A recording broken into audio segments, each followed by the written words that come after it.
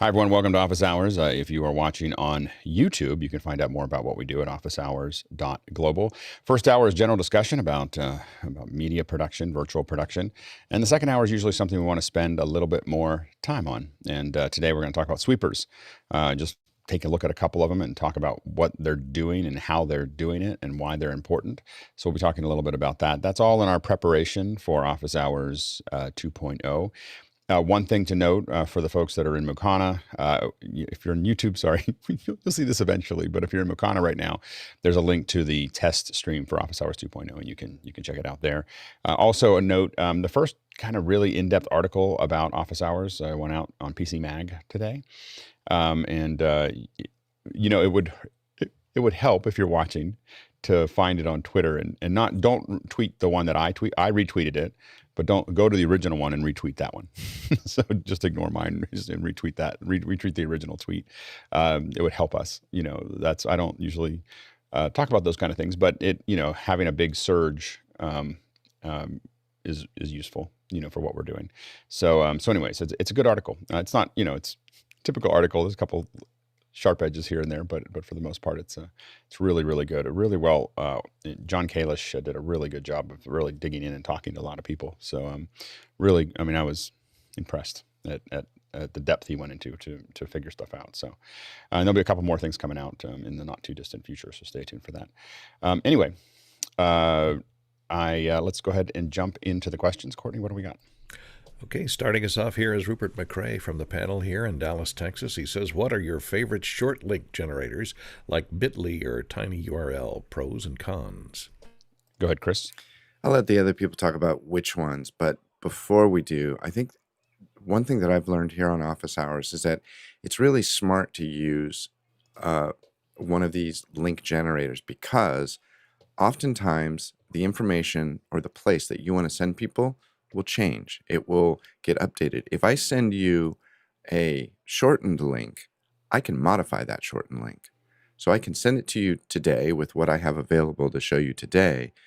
But if I move it off of like a staging site or something, I can change that. So that's why you use it. I'll let the other people talk about which ones to use. Go ahead, Hosma. Yeah, being on a Mac, I use Text Expander quite a bit. So I've been using Bitly for a long time. And there's a great integration between Bitly and Text Expander where you just simply copy what you want to send. You /type Bitly, and it just puts in the short code into the system. So you don't have to go and generate a code. So I find the two working together really awesome. Good, John. Mr. Fenwick was correct. A lot of times we'll do Zoom meetings and we'll change the back-end links. And that's very helpful because a lot of times you'll send links out there wrong, and allows us to change those links on the back end. The one that we use is called Rebrandly because it allows us to use our own brand for the shorteners. Yeah, it's we use Bitly for, like, for instance, you'll see that when I send something out, I have Bitly / the Office Hours camel caps, because there's another Office Hours that was all lowercase. What's nice about it for me is that if I need to give someone the URL, I remember what it is. Like, I don't have to think about what the URL is. I don't have to figure out how to spell it. I just can type it out real quickly. So that's the big thing. And I've used Bitly, I don't know, since it started. So I don't know if it's the best one. It's just the one that I use. Let's go to the next question. Coming in from Michael Mader in Brisbane, Australia. He says, question for those who do live events. What's in your gig kit? Those must-have items that you always take with you. Let's go, Stuart. Okay, my network just jumped, so if I drop out, there's a reason for it. But the one thing I always take with me is my computer that runs vMix. Roscoe. Gaffer's tape, a flashlight, and a Countryman set of pliers. Doug. So I take an entire production truck when I do live events.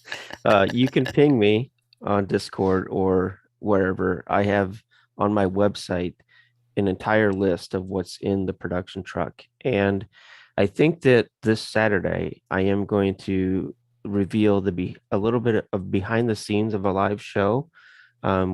We have been testing how to do that. And so I will, it's not a clean show thing. So it's not an official office hours thing, but because there may or may not be live directors calls that sometimes aren't clean. But I will do the Discord link in one of those where I need to. But yeah, the list of equipment, going back to the question, is on my site, neverends.com. Go ahead, Hasma. In office hours yesterday, we were talking about Leatherman, and John Preto and I looked at our Leatherman that I think we bought in 1997, 98. It's something I always throw in my kit with a Leatherman and a separate little kit where you have all the different types of Phillips screwdrivers and others. And I've used it multiple times, even when I go on vacation. I haven't had to load in very often recently, so I'm a little out of practice. But the kind of things that I typically had is from a Leatherman perspective. I used to wear the Tread all the time. So the Tread is a Leatherman bracelet that has screwdrivers and all kinds of little things like as decoration on the bracelet. And yes, you can get through security with it. It's a little bit more complicated in Iraq, but outside of that, it was pretty easy to get through most places. Other things that I take with me are, of course, a laptop. Usually I have 2 laptops and 2 tablets, two iPads that I have with me that are kind of my standard operating, because it's primary backup for those that I like to have. And then I have a decimator. I think almost all of us take decimators with us. I have a mini recorder typically because you never know when you need to actually plumb something into your computer. Some memory cards, and then tons and tons of cables and chargers. Those are the things that I absolutely have on every single one of them. Go ahead, Courtney. I always take the laptop, and I usually have a couple of these stick PCs. They're useful to use, and they have a full version of Windows on it and all my software, and a couple of small Bluetooth keyboards, smaller than this even, that have mouse and keyboard built in. Also the Leatherman and a number of other things, but that covers most of the electronic stuff. Oh, yeah, and the Decimator MDHX is a couple of those. Those are great problem solvers for, matching up frame rates between sources that don't work. Absolutely. Chris? Just curious, Alex, do you have to have a bin for each laptop and each tablet at TSA? Yeah. Well, they have to just fit on a bin without they have to fit on a bin without anything over top of them. So it depends on the bin, so like in LA, they're big bins. And so you can put 2 of them next to each other. So you're that guy at the airport. Oh yeah. I'm definitely that guy. Like with my electronics in my backpack. Don't get behind Alex. No, I tell people, I'm like, hey, I'm sorry, this is going to take a little while. And I'll pull out 5 or 6. Usually it's 5. While I'm in line, I figure out how many of the bins I need. And so then I just grab onto them, and I'll grab 5 or 6, and someone will grab one of them. Almost invariably, someone behind me will grab one, like, oh, he grabbed too many. And I'm like, hey, I need all of those. I was like, I need those. And then they're like, oh, and so yeah, so definitely, I'm really accustomed to that process. Anyway, go ahead, Tim. Yeah, I typically have an old Shure mic bag that I just have filled with all kinds of little adapters and cables and XLRNs and adapters and things like that. Seems to be pretty handy. 4 flights, by the way. 4 flights in the last 2 years. I just thought about that when you asked that question. I was like, I used to do 4 flights a week. so it was like, I just realized I've done 4 flights in the last 2 years. Anyway, Alan. Yeah, for me, it's a dual SIM internationally unlocked phone, so I can go local if I'm there for a while. And the most important one is a credit card. Right. And passport. Yeah, it's a passport. Yeah. Because, next question. Okay, this comes in from Scott Mueller in Germantown, New York. Says, I'm putting together a website for my streaming business. Curious to see what Office Hours panelist sites look like. Does the panel care to share some links? Go ahead, Mitchell. Scott, I'm a fan of responsive design, so there shouldn't be a lot of scrolling going on. And the way we designed our website, of course, everybody likes their own website, is more of an app that shows on one screen, one typical screen. So if you want to take a look at it, it's www.secretagency.com. A lot of JavaScript there. Yeah, make sure to put that in Mukana, please. Go ahead, John. We're kind of proud of this because our company was born as a byproduct of office hours, of members of office hours owned and operated. It's talentpros.live. That's great. Guy? Yeah, this one isn't my personal site, but it's a company that comes through all the time and picks up stuff at the last minute. And so over the years, I've recommended this site because one of the most popular questions is what comes with the package. So like this one in the basic, you see you get a TD, a live stream, and a live streaming technician, 2 cameras, 1 operator. So I mean, right on the homepage, you're just getting right down to business. Like what am I looking at, and what am I getting? 4 cameras. So this is a site. I'll put a link in mukanavarvid.com. That's great. Hasmukh? I thought our site, mobilearn.africa, was a great site. After meeting Ken Jordan, it suddenly looks very mediocre. So, Ken, I think the important thing is to understand the objectives of your business, which Ken has taught me, choosing the right URL, and how you structure your site. It's not just graphics, and one can really get away with just graphics and look and feel and the navigation. So I would highly recommend a discussion with Ken on how you structure your website. And office hours is a primary example of that. Yeah, I have to admit that Ken and I see things pretty eye to eye as far as less is more.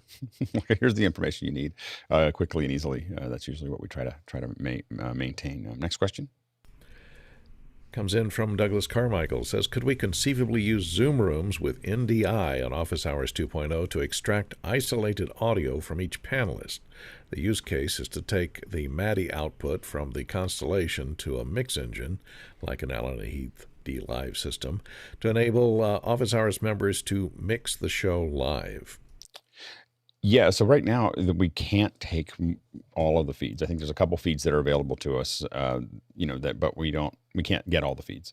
So even if we had the NDI, we don't get individual feeds of each person, to my knowledge. So I think we're still limited. This isn't a technical limitation; it's a structural limitation of Zoom. So next question. This one comes in from Rupert McCrae here in the panel from Dallas, Texas. Says, yesterday Zoom Events announced the launch of Conference, now allowing multi-day events and concurrent sessions. Could this be Zoom's way of fulfilling the breakout rooms for webinar requirement, directing those use cases to events instead? Go ahead, Sky. I'm interested in this conversation because I just finished working with WebEx. And so I'm curious what the comparatives of these different resources and tools are.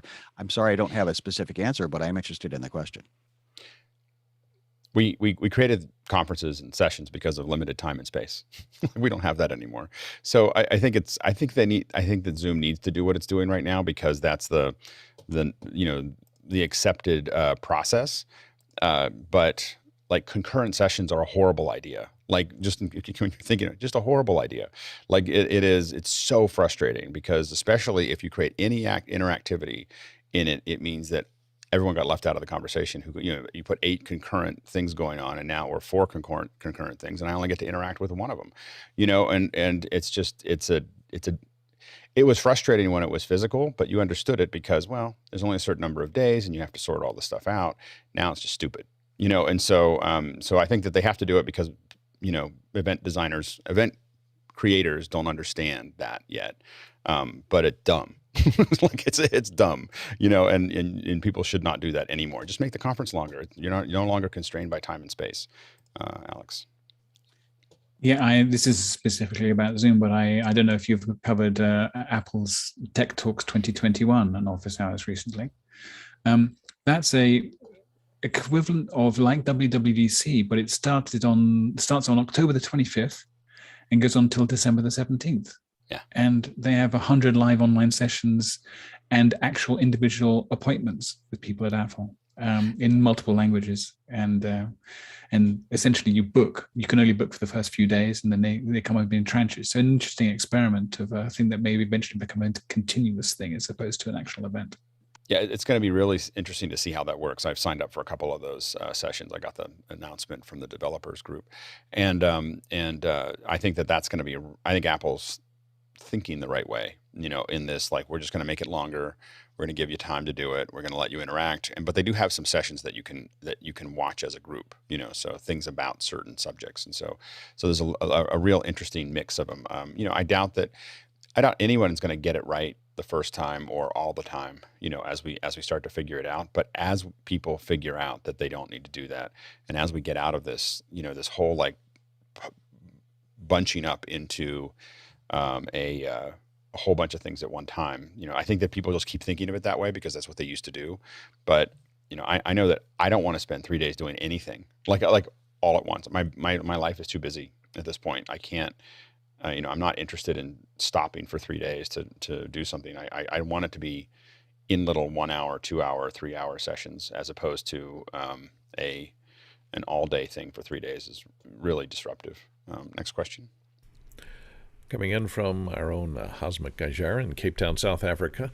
Now that we have an article on office hours, does it make sense for each of us in the less representative regions to commence our own awareness efforts, mindful, of course, of the office hours brand and avoiding any self-gratification?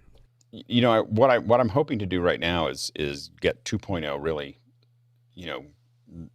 tuned up a little bit, and work on after hours a little bit, and work on our labs and sessions before we really go out. I mean, the article is timed a little earlier than I would have wanted it to, but when it became available, when they came to ask us, it's not like I pushed for it.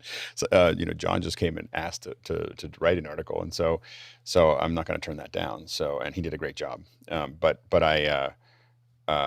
I would prefer to not have press until January, to be honest. I mean, what I'm trying to do is now, my company has given me a little bit more space for the next 2 months. So I'm going to be able to take some of that time and help hand things off to a lot more people here and kind of get things kind of sorted out. And we're going to be working every day on improving Office Hours 2.0.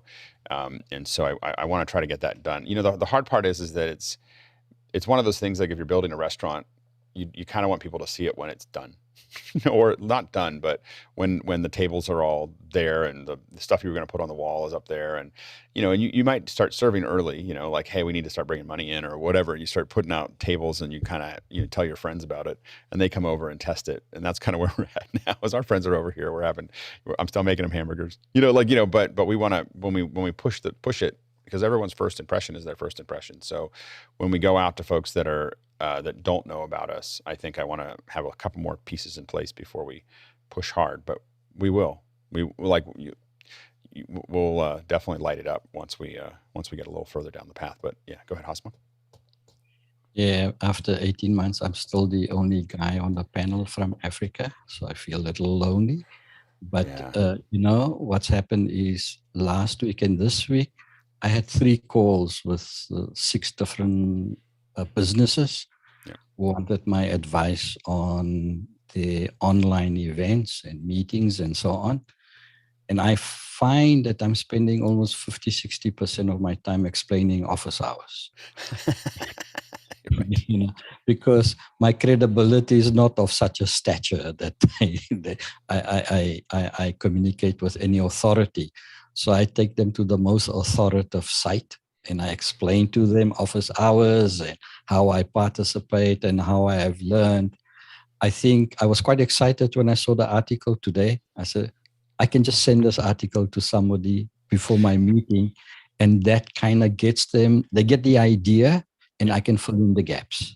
It's funny. I think it's really interesting when a person that hasn't been in office hours over and over and over again builds a description about it. I think John did a pretty good job of capturing, a lot of the different pieces of what we're doing. And so it does make it easier. There's the description that I made, but mine's kind of from the inside. There's a description that he made more from the outside. And I think that it's I do think the article will be useful for that. And I definitely, we definitely want to do more and explain it more, and we're going to talk about it more in the next little bit of time. But I'm always careful of, even when I work in Africa, my big thing is I don't do a lot of public stuff there. I want the work to, prove itself out, as opposed to a lot of waving of hands. Next question. Next question up comes from Douglas Carmichael. Says, when we move to the Office Hours 2.0 stream as the main access point for viewers, how will we accommodate mobile listeners? YouTube requires a paid premium account for background playback. which can be a barrier for those who cannot afford the cost. Well, right now you still can do it. You can still listen to it on the mobile version of. We've had a little trouble with SoundCloud, but we're going to work on that over the next month. So we're going to get off SoundCloud. We'll have our own server, and so you'll be able to listen to the audio without having to go through. We won't have to use SoundCloud, which has been a bit of a not workable thing for us. And so that should allow you to. That should make it work. So and you'll be able to listen to it on the mobile version of Mukana. We may write a very simple app that you can download. At first, it won't even have the Q&A. It'll just have, you can listen to it in Mukana, like a little listener thing that you can listen to, so that you don't have to use the web page to do it, because we want it to play in the background, and the web page is a little funky.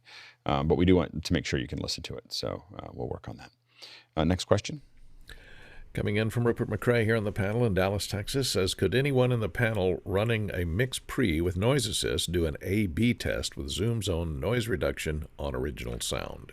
Go ahead, Guy. Yeah, if you want to hear this, so this is original sound with noise assist at 11, negative 11 dB. So if I go ahead and take it down, or that's up, so that's going to be eating massively in, and then we'll go ahead and take it to 0. And so original sound right now is on, and I'll go ahead and turn original sound off.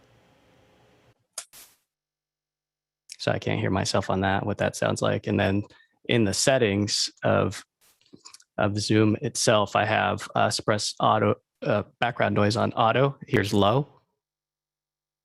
Here's medium. And here's, actually, if I click high, it says to suppress background noise at high, download the audio enhancement package. You only need to do this once. This will increase your CPU usage. Interesting. So that's what I'm seeing right now, is to download an additional package to do high. So I haven't done that yet, but here's auto, and then I'll go ahead and turn original sound back on and turn my noise assist back up. And that's what it sounds like. Hopefully that helped. Sorry, I definitely like the sound of the mix pre better. There's still a little bit of noise from the mix pre there, but I feel like your voice is more lifelike than, it definitely is. It's less of a notch than what Zoom does, but Zoom does a great job of getting in the background. I mean, as far as intelligibility of what you're saying, I think Zoom's doing a great job. As far as pleasingness, I don't know if it's as good. And I don't know if anyone else has another opinion about that. All right, next question.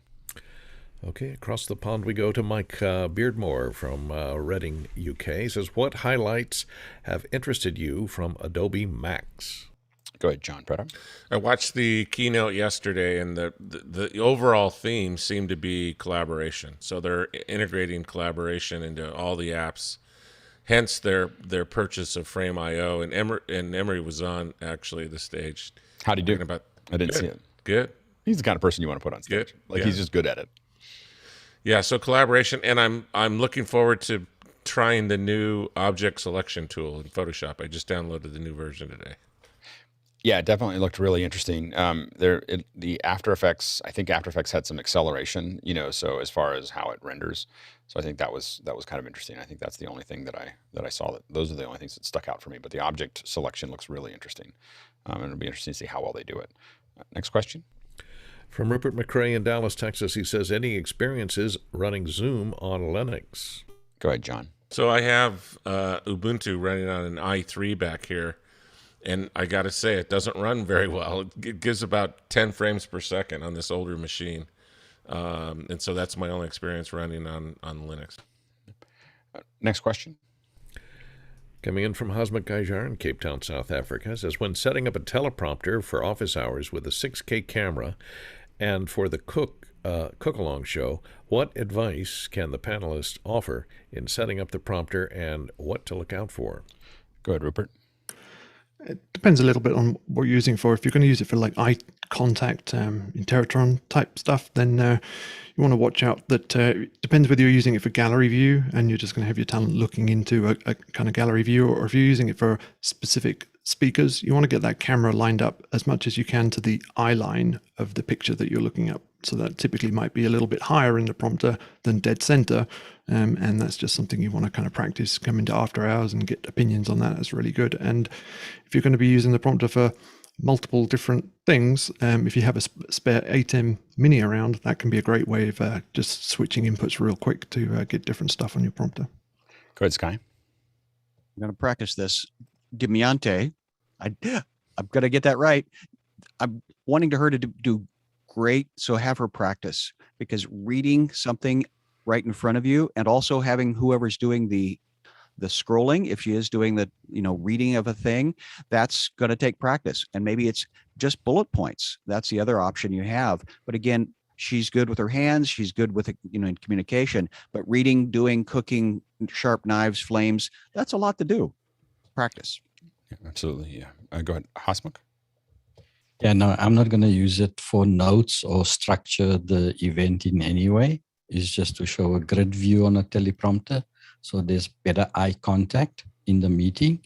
And I think you mentioned last week, Alex, that seeing a image and looking at that image, the eye reaction is a lot different than trying to just look at a camera lens. So I'm trying to bring in the emotive element into watching the camera. Yeah, I think it really does. We find that the eyes converge slightly differently when you have that there. So I think that it's an interesting puzzle that you kind of put together there.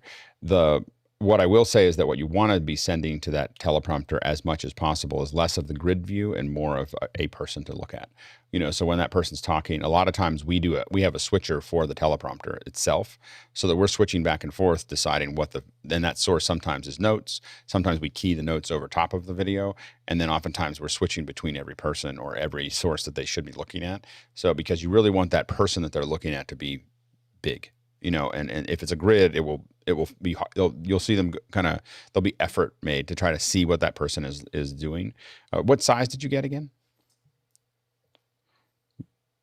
24. Yeah, it's going to be great. Yeah, it's I think it's going to be a really good experience for her. Go ahead, It was Courtney. very expensive. Yeah. Go ahead, Courtney. Yeah, I was just going to mention exactly the same thing Alex said. Yeah, you might want to have a switcher on that teleprompter feed so that you can switch to the other, especially since it's a cook-along show, so you can switch to the other participants so she can see how the other people are going or seeing if they're making some kind of mistake. And she could be able to catch that, but she's going to need to see them full screen as opposed to in the gallery view. Go ahead, Rupert. Yeah, and if you are controlling the prompter with different inputs from behind the scenes, you definitely want a local monitor yourself to see exactly what the prompter is showing. So put that through a splitter or something and give yourself a local view. Yeah. Next question. Oops, sorry, I didn't mean to hit that. Keep your hands off this button. All right. From Mike Potter in Hanover, Germany, says, some days ago, Alex mentioned he expects that office hours will be 90 to 95% listened like a radio show in a year from now. On the other hand, tremendous efforts are put into the visual appearance, SuperSource, etc., of Office Hours 2.0. Is there an inner contradiction? Good, Roscoe. No, not at all. We strive for excellence in all areas. I mean, why would we not strive for excellence in all areas? And if you look at this panel or this gallery, we've got a face for radio, so we have to strive for excellence. Go ahead, Alex. Another aspect of the visual component is going to be much better for chunking this up and making these into individual pieces that can be referred to or linked to. So that's kind of the resource after the live experience, I would say. The visual is more important than audio. We do a mic check every day. We've done it for a year, so audio is definitely the priority. And so we don't, the graphics we left to the very end. We slowly picked up our camera speed, but the thing that we prioritize more than anything else is people's audio quality. And so that's, I think that we're definitely well in line with what we're planning. It's just that we need to have the video now catch up a little bit with the audio. I would argue that on most days we sound at least as good as most radio stations I listen to, or when I listen to a radio station, just because we don't have any telephoners and most people aren't using speakers, and it's actually cleaner than most, and so we'll continue to work on getting it to be better. There'll be some point where it's all radio mics, or we won't have people on. Like it's going to be, we're going to keep tuning that up. And, we really push towards a level of quality, we're doing, with audio that I don't see in radio most of the time. So I think even NPR, with the little phone I literally can't, I just turn it off. I'm like, I can't listen to you talk like that. Anyway, go ahead, Courtney. And by radio mics, he means radio quality microphones, not RF microphones. But one question I had, Alex, is since we do our mic checks every day and we balance everybody out for the optimum level, is there anyone on the back end in Office Hours 2.0 controlling balancing levels to make sure nothing's getting out of hand? You mean in for audio? Yes, for the audio feeds. Yeah, what we're probably going to do is reproduce what Mickey has done for the live stream, the live audio feed that comes out now actually sounds better than what you hear in Zoom. So if you listen to it if you click on the little audio bit or whatever, either on your desktop, or you'll notice that it sounds considerably better because Mickey's doing post-processing on it, compression, and I think maybe even some EQ. And so it sounds considerably better. We're going to reproduce that, as we move forward, so that, we're kind of tweaking the overall event up a little bit. We're going to still keep on doing what we're doing individually, and if we eventually get ISO records, we'll do more. But yeah, we'll absolutely keep turning the quality up and the consistency up as we go forward. Next question.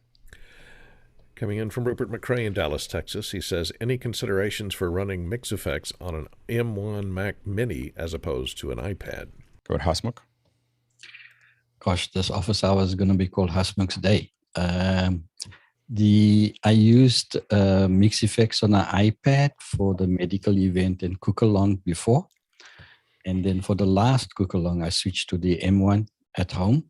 And I ran MixEffects on the M1. And I found it a lot easier because I didn't have to focus on another device.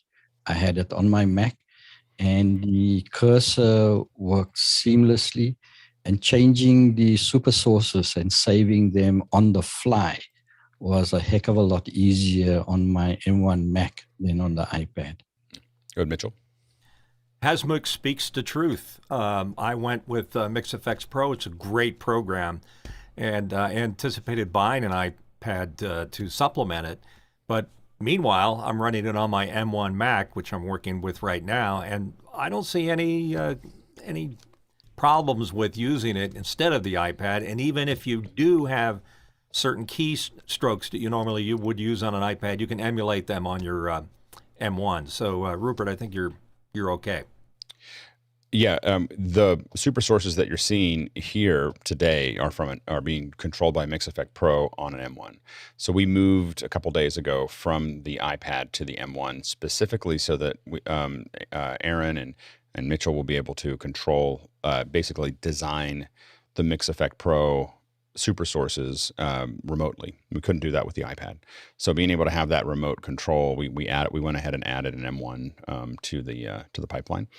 And so that's already happened for us. So and I think it works seamlessly.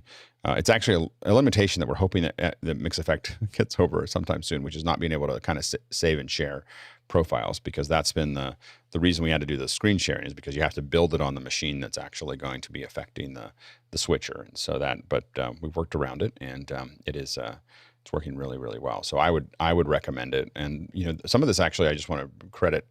I didn't really think about it until Douglas started asking about that. Like, isn't this going to be a problem? And I was like, I don't know if it's going to be a problem. And I was like, maybe it would be a problem. so we slowly found our way there. All right, next question. This one comes in from James Foslian in Minneapolis, Minnesota. It says, how do you add a Zoom room as a panelist before a meeting so you can be in a practice session? Go ahead, Rupert. So I'm going to assume by practice session, we're actually talking about webinars, because the practice session is a specific thing for a webinar.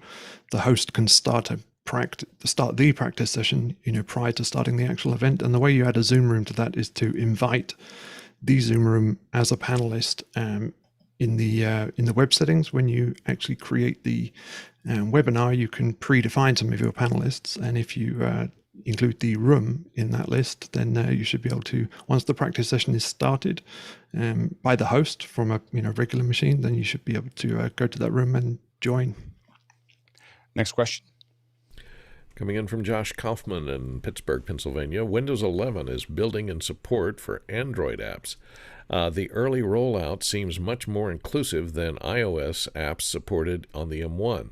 What potential use case might this enable? Go ahead, Rupert. Kind of Zoom Rooms again. This idea came to mind yesterday when we were talking about the Zoom Rooms controller app, which tends to work the best on an Android or even iOS device, but has some limitations when you run it through the website or through the Windows version. But if you're able to run the Android Zoom Rooms controller app under emulation on Windows 11, that might be just a good way of having local control even in a virtualized environment, maybe. Go ahead, Stuart.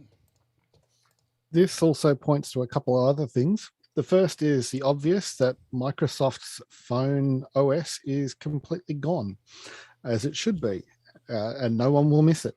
But what it will also mean is that you are it's going to be a lot easier to share your data back and forward between your Android phone and your Windows computer. And that is where they will see being able to grow market share versus Apple already being able to do that between iOS and OS X devices. So that's what it's all about. Yeah. Go ahead, Courtney. Yeah, one app that I've always wished would be on Windows, but they never had a Windows version, was the Kindle app, because the Kindle app, there is a Kindle app on Windows, but it's not the same as the one on Android, because some periodicals, magazines that you subscribe to, won't show up in the Windows version of the Kindle reader. So the Kindle app is one thing I look forward to running. Next question. Whoop. Sorry. I just muted. Okay, coming in from Rupert McCrae in Dallas, Texas, says, will Office Hours 2.0 put continuous 1080p feeds from all panelists?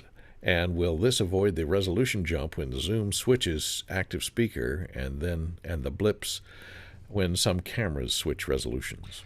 Go ahead, Roscoe. Yeah, I'm on a fairly dated system running a Brio, and I have seen no jumps whatsoever, but it is only pulling 720p from me, so I do need to up my game a bit. Yeah, it should be pulling the maximum resolution that your computer or connection is allowed to, is allowing for all the time. So this is a very resource heavy way to do the show, because usually it's one. So if you imagine this, what we're getting on our side is a feed. I don't know if we've looked at the router, but my guess is, just looking at this, it's 50, 60 megs a second down, to pull everybody in. so it's maybe actually probably more. It's probably more, almost 100 megs a second. Because we're pulling full resolution from every person. So it would, if everybody did this, it would be problematic. But right now it's just us. Next question. This one comes in from Chris Widener in Lafayette, Indiana. It says, Rode Video Mic NTG gets Rode Connect with the update to 1.3. Does this make it more attractive for mobile kits for anyone else? Has anyone used the video mic? I have to say, we were talking about this, I think, the other day, but I'm not a big fan of putting mics on my cameras. I have to admit that it's the mic getting too close to the camera usually means handling noise and motor noise, other things like that. So I tend not to go after ones that are there. Go ahead, Guy. Yeah, here's that microphone. It's an amazing sounding microphone. And so indoors, if you can get it right on top of this, it's going to sound great. And I've got it hooked up via USB. So it is, with the new software, able to punch right in and be able to record and have control. So there's a lot in that software that you can dig into. So it's, I believe, one of the first USB C shotgun mics, and it sounds amazing for the price. That they're just super hard to get right now. Yeah. Go ahead, Sky. I'd be very curious to hear that side by side with the little Sennheiser that I actually bought from the DVE store. So it would be a good side by side, because it saved me several times, and I've actually got an extension and put that up and close and kind of used it at like a little mini boom. But so it's small, lightweight, portable for DSLR work. Next question. This one comes in from Daniel McFarland in Belfast, UK. Any way to send SDI signal wirelessly, including all 16 channels of audio and Blackmagic ATEM tally info? Go ahead, Stuart.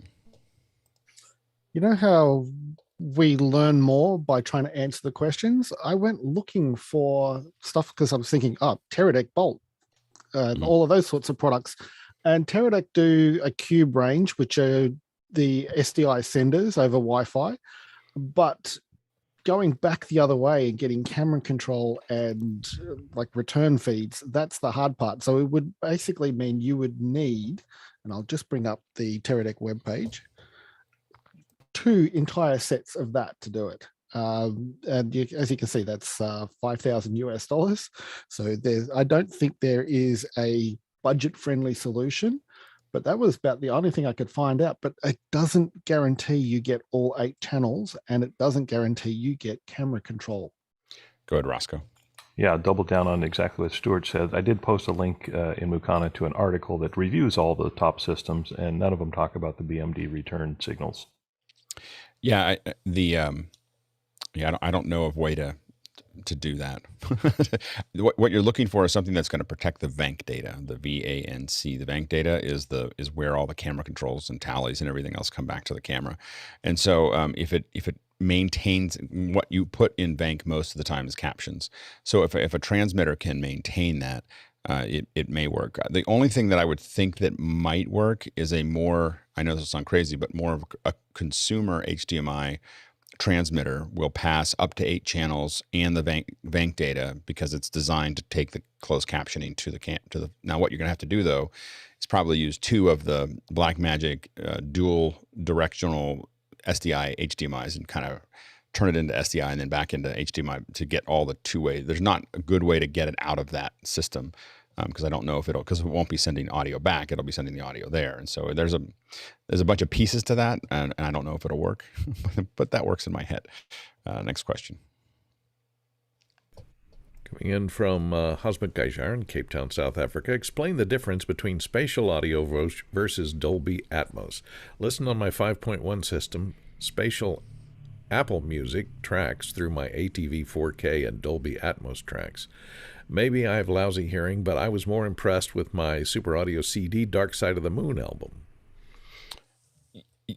Yeah, so spatial audio, Atmos is a subset of spatial audio. So spatial audio can be a lot of different things. Sony makes their own version. A lot of different people have a lot of different versions of what we call spatial. Spatial is just, I'm going to move, I'm going to put things around you, and so that other things that are related to that are things like binaural and ambisonic. And, there's a bunch of different ways of projecting the experience of having things around you. And sometimes you're using perceptual data, which is when we put our headphones on and we hear what we call Atmos or spatial audio, it's a perceptual thing. So we're using time to tell our brains on which side it is.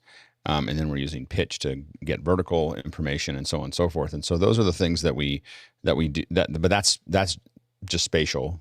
Atmos itself is a mixture of what we call bed tracks and object tracks. And so the bed tracks are actually going out to speakers. So if you have a 5.1 system or a 5.14 system, you have 5 surround speakers, 1 LFE or kind of a subwoofer version of it, and then 4 speakers above. So 5 is the around, 1 is the LFE, and then the last numbers are the ones above it.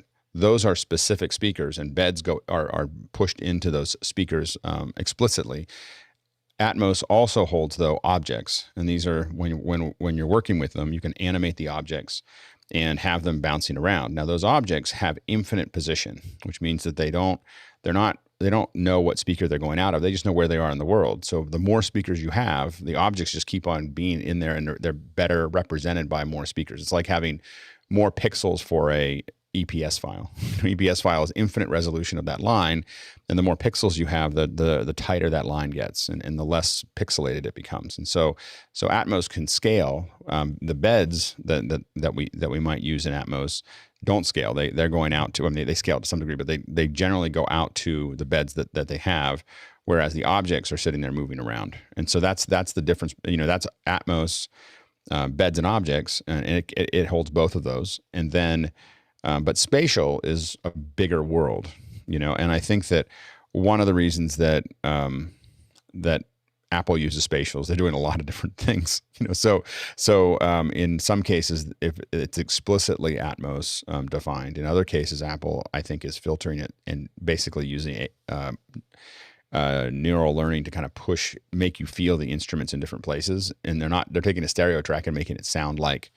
It even fooled me a little bit when I think just because I wanted it so much that I don't think that when I looked through their manifests for the Apple event, it was just stereo, but it was enhanced stereo. It was definitely the iPhone was making it sound more around you and more defined, and so there's a lot of different pieces of it.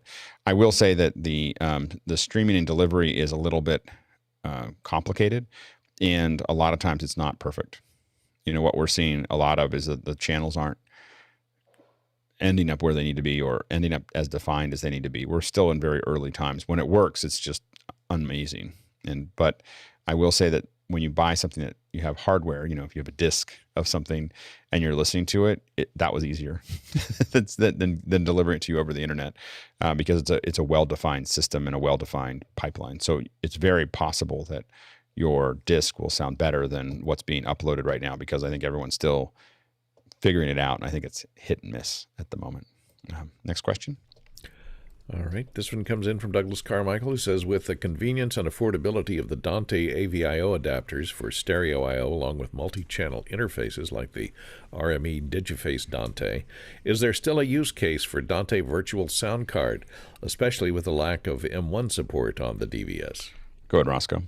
Yeah, I have probably 20 computers directly and 1% of them are M1. So yeah, it's totally still feasible because I have a lot of old computers that I can still run it on currently. And the thing is anytime you just take a port that already exists on something I already own and just add it in software, I'm a pretty happy camper.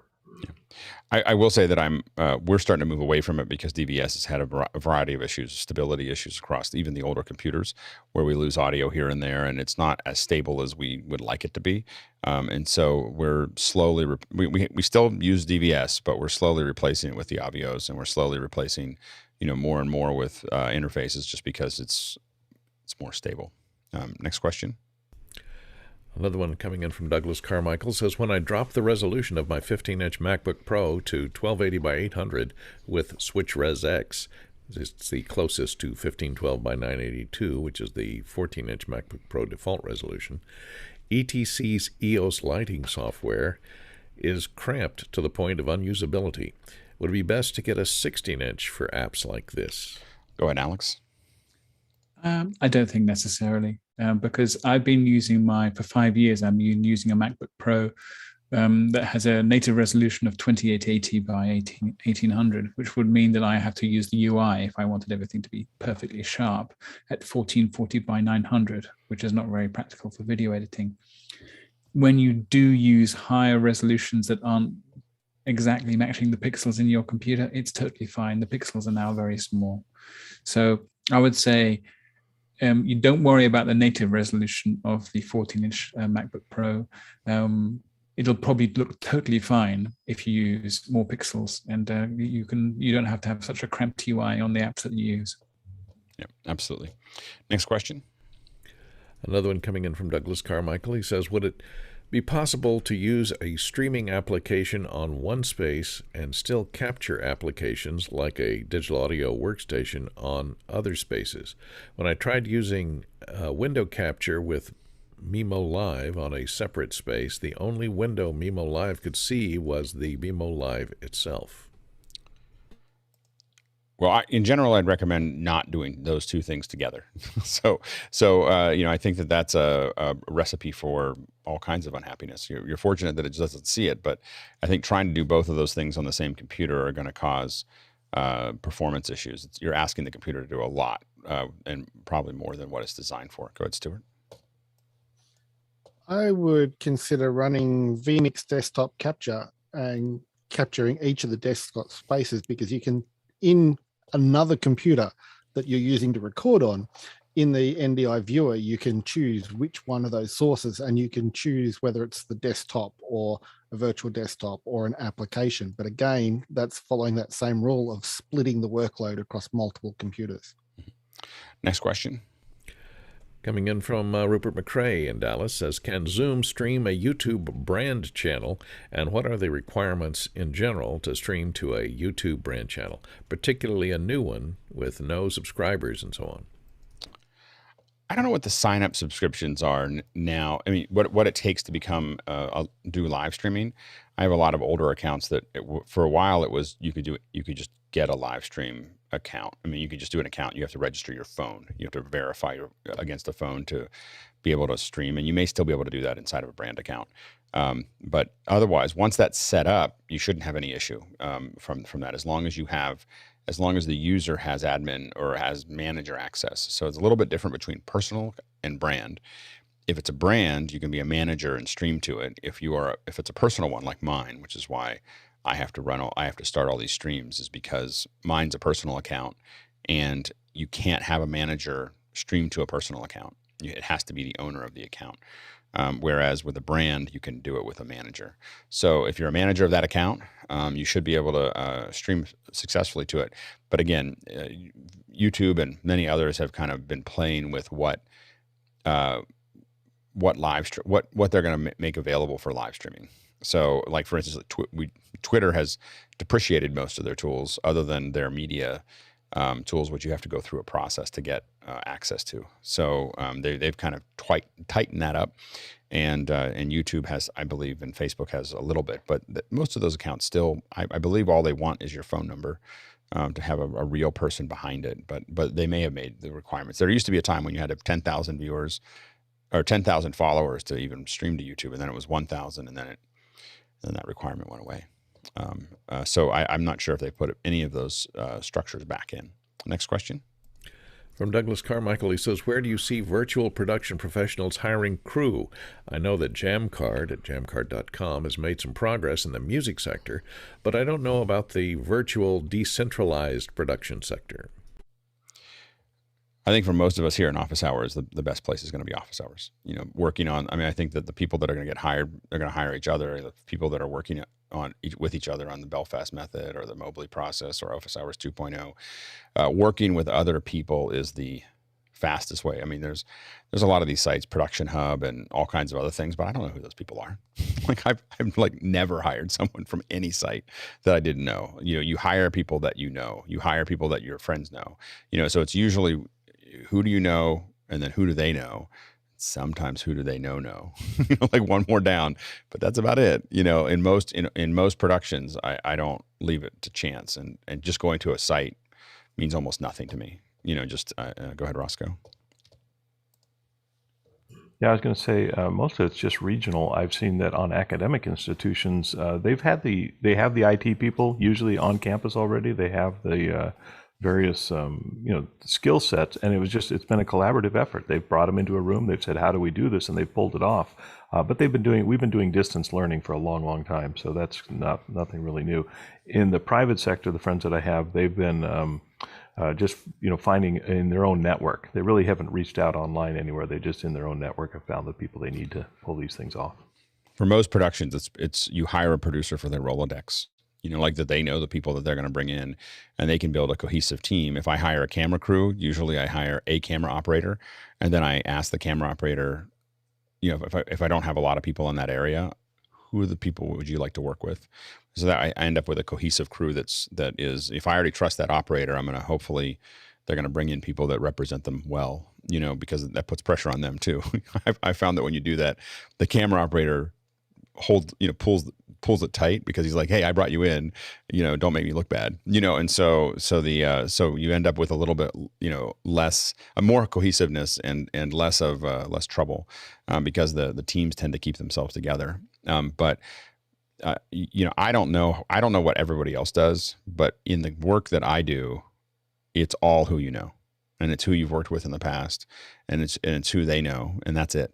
Like it just doesn't go anywhere else. And I don't see people using those things very often. I think some people might do that, but I've never seen it in like 10 years. I've never seen anybody go to Production Hub or any of these other ones and actually hire somebody. And so because it's just you're hiring, you don't know. It's less about their skill set. It's more about who they are. I have to admit, the joke we say internally is you can't pick their parents. Like we have no idea what they're like when they're on set, and so that's the problem. Next question. Sorry. Last question here for this hour, and those of you and the producers out there need to get busy because we only have one question now for this. We got some stuff. We got some show and tell too, so we'll be okay. All right. No worries then. All right. Our last question for this hour comes from Stan Chan in Roseville. It says, what are recommended monitor stands for home use that can be attached to a 2-inch desk? That's a very small desk. 2-inch desk? 2-inch thick, I think. That can accommodate a 32-inch or larger monitors. It'd probably fall over if you attached a 32-inch monitor to it. It's a very small desk. Go ahead, John. Stan Chan is the smartest guy in office hours, and he already knows the answer to this. I have Vivo, but they won't support a 32. The only thing that I know that will do that is the Ergotron stuff, and you already know the answer to that, Stan. The one that I use that I have on my desk here that are around me are made by Huanuo, and they're like $80, and I've got 2 arms per, and I haven't tried to put a 32-inch on it. I'm certain that it would hold it because they treat these 24s like they're little chiclets. So I'm pretty sure that a 32 would work just fine. In fact, it'd probably work better than the 24s that I have here. And I use one right here for this one's holding like this one. Oh yeah, this one's holding a tablet. This is one of the arms, but it's got some beef to it, and it has a very adjustable thing that'll connect to it. And so they're not my favorite arms. My favorite arms, my favorite arms are monitors in motion. Those are the best arms that are made, in my opinion.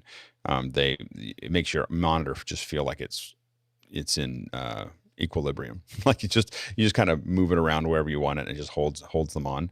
So monitors in motion are the best. And then the step down for me for those are the Amazon arms, the dual arms or single arms that are there. We've bought, I don't know, hundreds of those in the past, and so those are really good. I just was too cheap to buy them, so I got these other ones, and I like that they're independent completely, and then they have ones that stack up on vertically as well. So anyway, those are the ones that I use. All right, let's had one more question come in. Okay, let's go ahead and jump into it. First hour. Yep. Okay, from Chris Taylor in Carlsbad, California, says, I'm going to help a friend that is setting up a mini online yoga studio. He has 2 HDMI-enabled cameras and an iMac 27-inch system, and he gets an ATEM Mini Pro. What cables will he need to buy to connect them? He will. Yeah, go ahead, Roscoe. Well, obviously HDMI cables, and he's going to stream out of the iMac, I assume. So, or is he going to stream directly out of the ATEM Mini Pro? So that's one question. Obviously, an Ethernet, a small switch is very helpful. If you're going to just talk between the computer and the ATEM Mini, you need a small switch locally, which then you can plug the Ethernet into that and stream over. And that way it frees up that USB port on the ATEM Mini to become a recorder. And oftentimes it is good to go ahead and record whatever you're doing for either future playback or editing. That's great. All right. Let's jump in. So we're now changing subjects to Office Hours 2, or not Office Hours 2.0, but with specifically sweepers, but as they relate to that as we start to think about it. And I've got a couple examples here. We'll jump to Mitchell's and after we go through some of the examples, and he'll show some of what he's working on. So what a sweeper generally is, and if you have questions about sweepers and how they're constructed and put together, go ahead and throw those into the questions, into the voting, or into the queue in Mukana. But what a sweeper does generally is get you from one place to the other. So we're gonna get you from the studio to the outside. We're gonna get you from studio to a graphic. We're gonna get you from one thought process to another, and it's just a nice little way to do a transition. Some of the stuff that's important in that area is making sure that not only for the sweeper is that you have to have some full frames, and we'll show that fill up the screen, because that's where you change from one source to the other as you kind of put it together. So let's take a look at a couple of them, and I'll go through them, and we can again, this is an undefined area for us, so we'll have, if you see stuff, I'll be looking over to the panel. Just raise your physical hand. I have some ideas on how to fix this, but right now today we'll just have you raise your physical hand. So anyway, so if you have any comments here, so let's go ahead and cut to this. So here is our first example, and we'll so you'll see this. Oops, let's see. There, it's that fast. So let's take a look at this. So here you can see there's the transition that's starting. It's a fade. Full frame. That's the transition. They're not even showing you the full graphic. And that's the that this is a very fast transition. We'll look at some that are a little bit longer as I try to find my mouse. Every time we spotlight, I lose track of where things are. All right. So anyway, so this is the basics of a one. Now here's what's interesting about this one is this is actually a sweeper that's inside of a super source. So you don't see this. I don't see this very often. Usually you don't put the sweepers in. Now there's a couple notes about that. Is that when you see this, that means that the super source has another ME, right? Because that sweeper is happening in another ME full screen, and then being delivered as a feed to the ME with the four. And the MixEffect is there's buses and multiple buses. Now a big broadcast like this will have probably 8 buses that are going through the 8, possibly more in the way they split them, but 8 buses is a pretty common one for a broadcast switcher. The constellation that we're doing this show in, for instance, is a 4 bus. It's 4 MEs. But this is obviously passing the full screen of it because that's what you would need to do that sweeper. Go ahead, Stuart. Is it just a local nomenclature? I'm pretty sure I've heard those referred to as stingers. Stingers, sweepers. They're both the same. It's just nomenclature, and I don't know if I don't even know if it's regional. I think that we hear them called both things. But stingers, sweepers, there's probably transitions. There's a lot of different names for them. Bumpers. Yep. Yeah. All of those are generally considered the same thing. Now, this is a pretty common thing to see, and you'll see this in a couple different ways. But as you look at this, as you watch this transition, this is actually not a very complicated transition. You've got a reflection map that is that kind of soft, those soft geometry. And look at and when I say soft geometry, I mean it's a pentagon. It's just not. There's a pentagon. There's some circles. They're out of focus with a little bit of grit to them. That are the reflection map, and then you have some rectangles, and a couple lens flares, or that are kind of on those edges. But it's a relatively simple, and they're just. But what does make it kind of interesting is they're all going at slightly different speed, so that gives them a little bit of texture from a motion perspective. I do find it interesting. Like I don't quite understand that that one highlight in the center there doesn't make any sense. It's like one of those rectangles is determining where the actual edit is, or where the actual picture is being changed. And by having them kind of random, you can't figure out really which one at first, especially because both of the pictures had an American flag in it. So when you have those two elements, your eye is kind of a little bit. And this one's interesting. This one's interesting because this doesn't ever have a full frame. And believe me, there's meetings about that. So what's happening here is, as Roscoe points out, this is most likely the frame that it transitions, and it's a sweeping transition. So it's not fading from one image to the other. It's doing a wipe. So the transition itself is a wipe. So you'll see this is when these are all together is the last frame in the center, and then after that it goes to the other one. So you'll see there's one, and then there's the other. And so, and the reason we want to kind of dissect this is because these are it's complicated, to think through how you're going to do the graphics and how are you going to do the sweep and, and the wipe and everything else really affects, how you manage that. Alex, if I can real quick on that, it doesn't matter on any of these, but if this was going into post, they would probably have these same graphics available to them in post, and they could put the packages together with these identities using all these effects. But you're right, this one could certainly be done live too. It is just basically a wipe right. Yeah, and the thing is with it definitely, you're absolutely right that it could be there. I'm going to treat these all as if they were live, and a lot of times with news, they are live because they just don't have the time to render out a piece there. Yep. So that's because a lot of times they're coming from live to a piece too. Here's another one here, pretty quick. So you see it coming down, full frame. This is a pretty interesting one here. So there's a big part of the logo. It's kind of an X-ray almost of the logo there. And then you have this coming in. Now we're watching the logo basically animate. And then what's interesting about sweepers a lot of times you'll see is they really, because they have to go fast, they're cutting through. Like you barely get to see it before it's really working on your subconscious of that you're going to flash something at you and you're going to remember it. It's actually sometimes more powerful to have that flashed in front of you. And when your conscious mind can't see it, it doesn't mean that your subconscious mind didn't see it. And sometimes it sits more deeply in the subconscious when the conscious doesn't process it. So these kind of these flash frames are there, but you can see this. But again, one of the things that's really powerful is to really walk through these things. I pay a lot of attention. Like rebuilding sweepers is really useful because it looks simple. This is a really complicated sweeper. I mean, you've got not really complicated, but you've got, here's the geometry there. And then that geometry is, and when you think it's easy, like, oh, that's a simple sweeper, well, go try to do it. Go try to build this sweeper. This sweeper will take you a couple days, to get exactly the way that they had it. So you have, because there's little things going on. You can see that there's highlights along the edges in that background.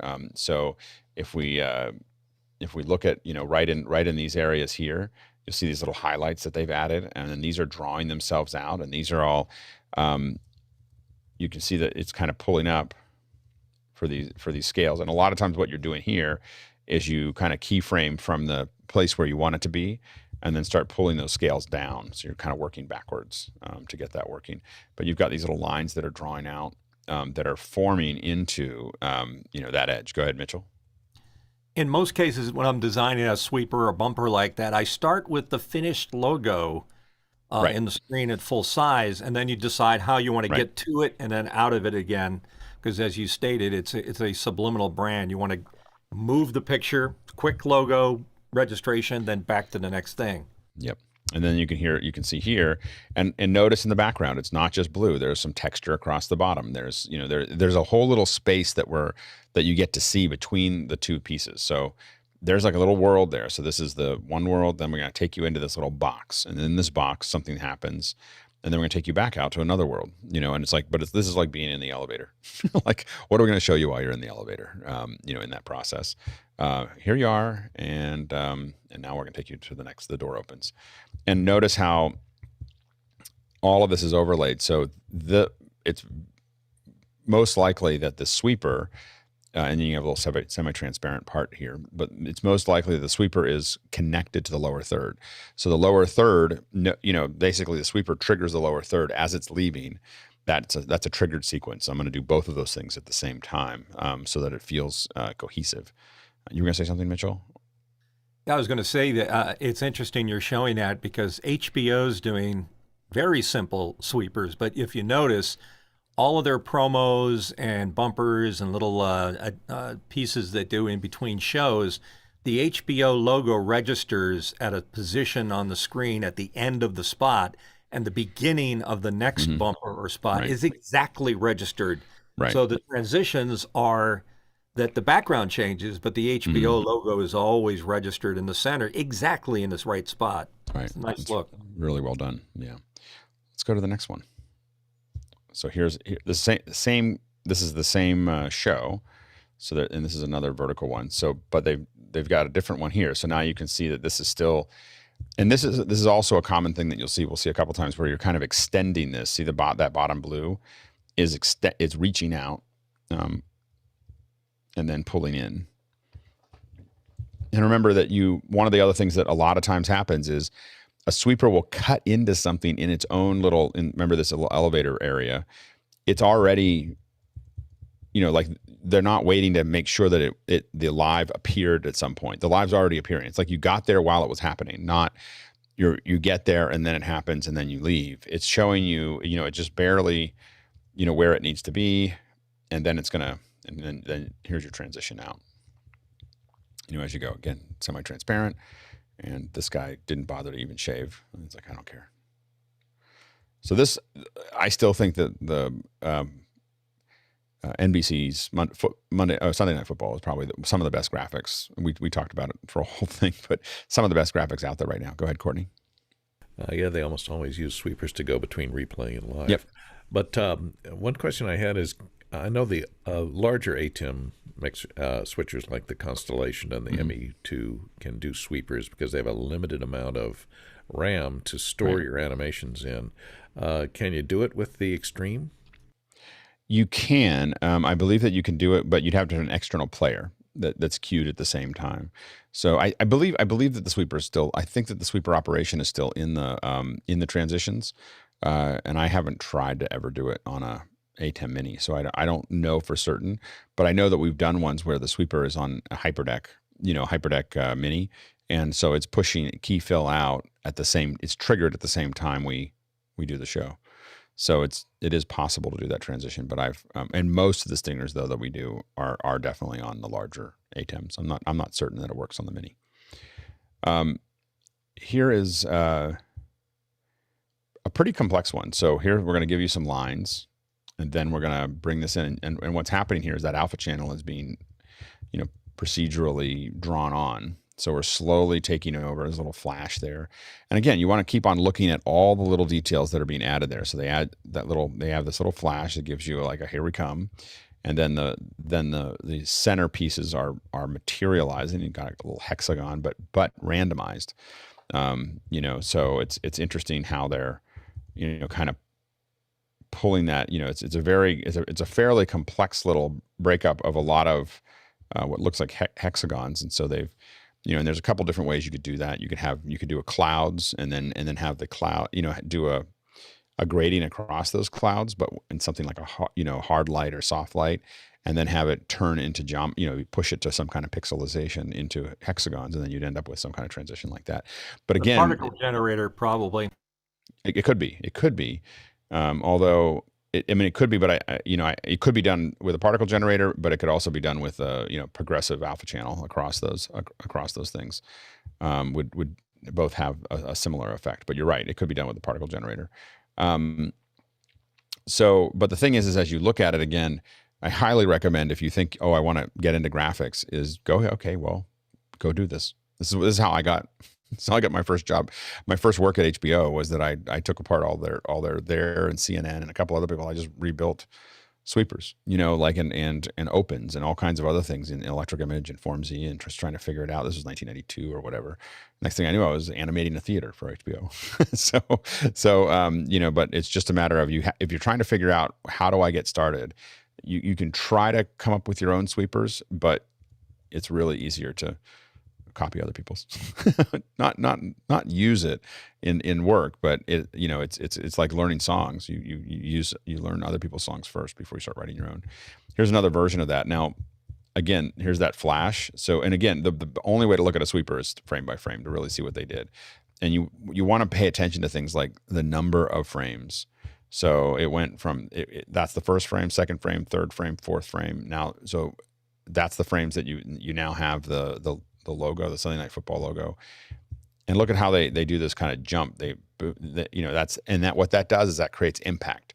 Like it's jumping in. It gives it kind of a hard edge to it that it's not perfectly smooth. I really like what they do with the outlines, as they pull it in. And I still think, I know you think that's a particle system, but I still think that's an alpha channel. It's an alpha channel. Anyway, but I could be wrong. I mean, it does have dimension.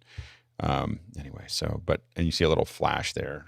So that's a nice touch. So they went in here, and just before they disappear, they give it back to you again, and then they disappear. Like, oh, wait, okay. And so, but you were, again, walk through these and really see what those look like. Now, this is a much more straightforward one, yet still takes a little time to build. So, so here you have, but this is pretty straightforward. You've just got some.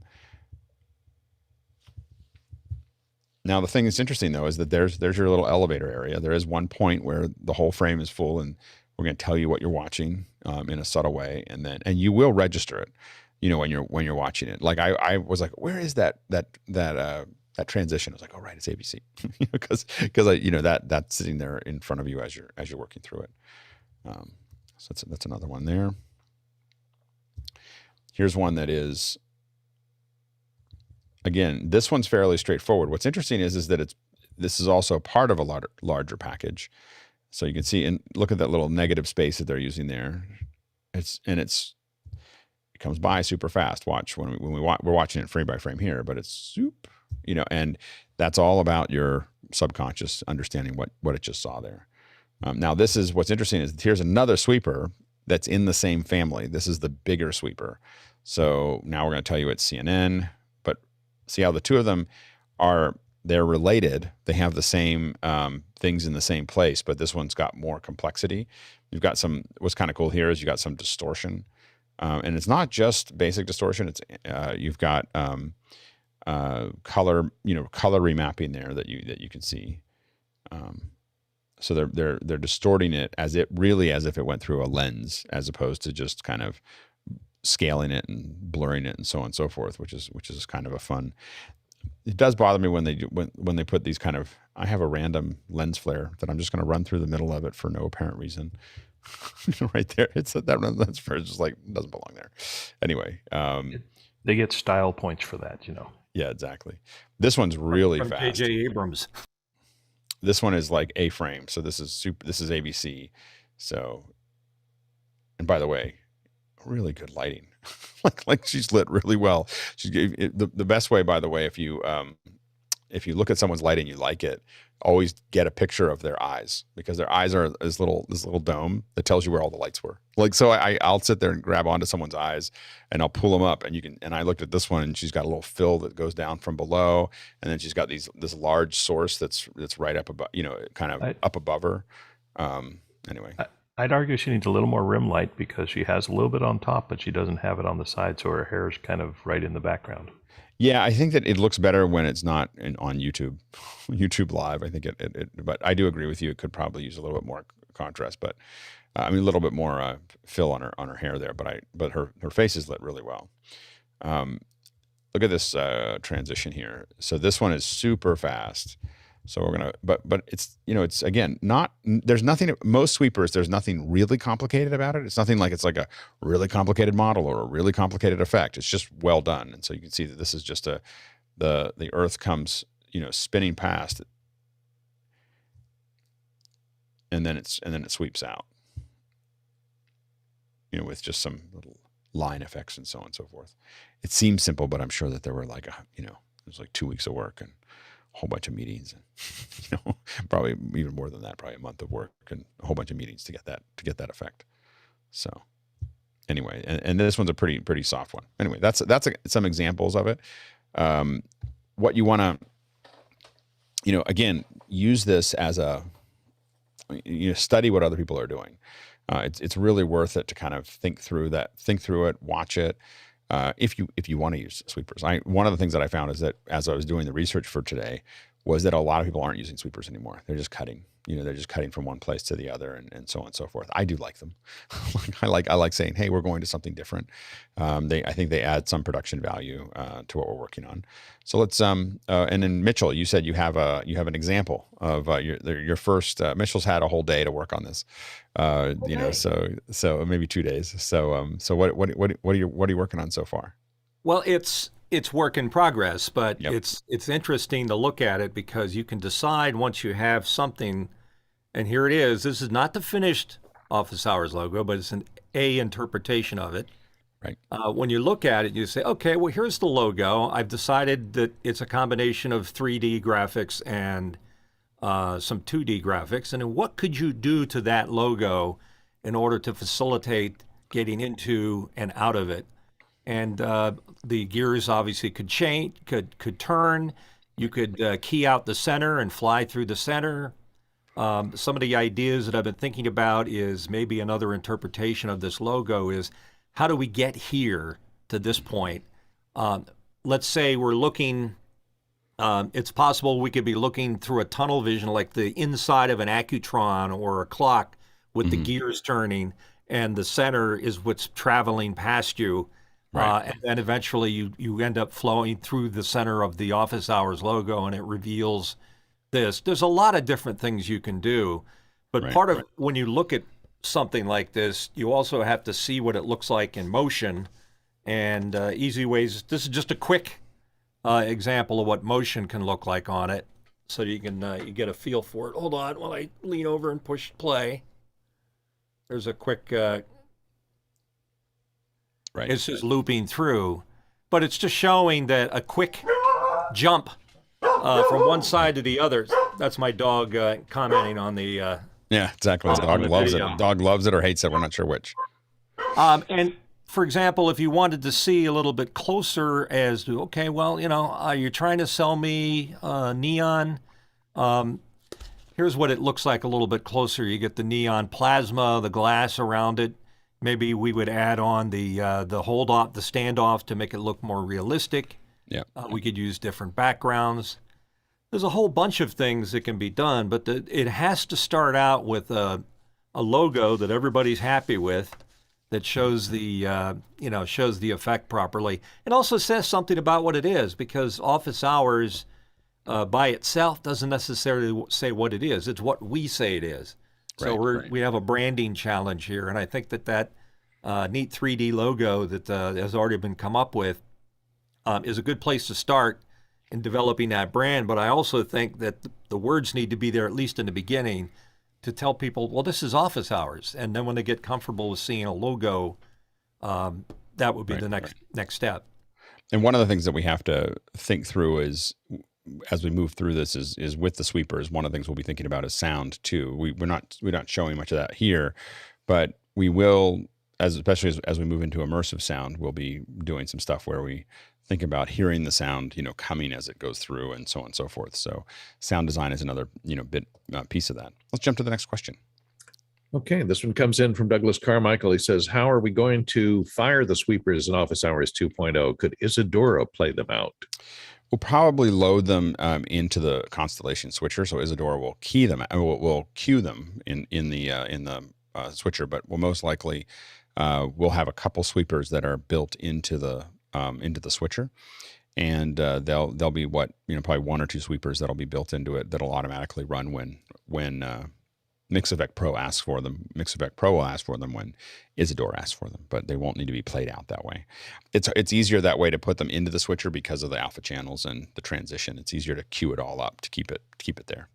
Next question. Another one from Douglas Carmichael. He says, I notice in the CNN out front sweeper, the SuperSource boxes had no space between each other. Is that poor design? It's just a different design. I probably wouldn't say that it's poor design. It's just that was their opinion of the way to do it. So some people want to push them right up against each other, and some people want to leave a gap. Next question. From TJ Asher in Minneapolis, Minnesota. It says, it seems that on a lot of stingers or sweepers for sports programs, there is often a sound that accompanies that sweeper. Would you add a sound to a sweeper, and what does that gain you? Go ahead, Sky. Well, the irony, of course, was as Courtney was speaking, we heard an audible thing that happened. So you're dealing with your different senses. We're not going to be able to do our touch or our taste, but we are going to be doing with our audible and our visual. And so audible is a way of creating an identified mark in your brain. And people spend millions of dollars on that branding. In fact, I think it was the Intel spent $1 million, or I know Microsoft spent $1 million on that bong, bong, bong thing.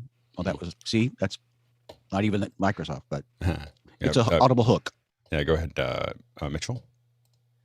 You're right. I mean, the sound is as much, I'm a sound guy that got into doing graphics, and so I have a feeling for it. But you will be surprised at how much better a graphic will look when it has an accompanying sound, because the sound, there's an infinite canvas that you can generate in your head. So if it's a swoosh or a sparkle or something else, it really attaches itself to the visual that's there at the same time and makes it that much better. And to your point, that's one of the things we're thinking about when we think about spatial sweepers, which I think will be probably one of the first ones, is possibly little glimmers of things that you might hear above you or around you that are just happening, that aren't big whooshes, but like, and you hear it. And what it does is when your brain hears that, it creates a larger space in your brain. Just hearing things, just tickling different parts of your brain of, hey, I'm over here, will suddenly have your brain start to pay attention to it and change how you perceive it. Imagine what the spatial effect would be if you did the traveling through the watch where the gears are turning around you and you're moving in. That would be a wonderful sound effect to go with that. Yeah, and so we'll keep on playing with that, and you're absolutely right that hearing it, or maybe hearing the scraping or whatever coming through it, or hearing machinery around you. And what happens is that here's the interesting thing is that folks in the center speaker coming out in surround will sound more present. They'll sound more centery when you create the space in a person's mind around them. So we will definitely be playing with audio. Go ahead, Roscoe. Yeah, sports tends to be more of a social viewing, and so there's a lot of distraction, talking to other people, and the sound effect tells you, oh, pay attention, we're going back to the live, or get your eyes back on the screen. Right. Go ahead, Courtney. Yeah, and sweepers, it's one thing. My pet peeve is when they use them to accentuate an animated lower third. And in a news show where they're starting a new story or they're introducing someone, just as that person starts to talk, you hear this whoosh, which is annoying to me. Next question. Okay, at least the Leatherface outside has stopped his chainsaw for right now. Coming in from Douglas Carmichael, would you load a custom wipe pattern, especially a 3D graphic, into a switcher? How would you do it? Probably not. I mean, in the old days, and you had your Grass Valley switcher and all the the MEs on it, you could generate something pretty rudimentary, but the stuff we're going to do is going to be pre-produced and on some type of an external player. I think we've talked about different devices that would accomplish that, and they would be triggered accordingly and have the alpha channels so that all the things can work together.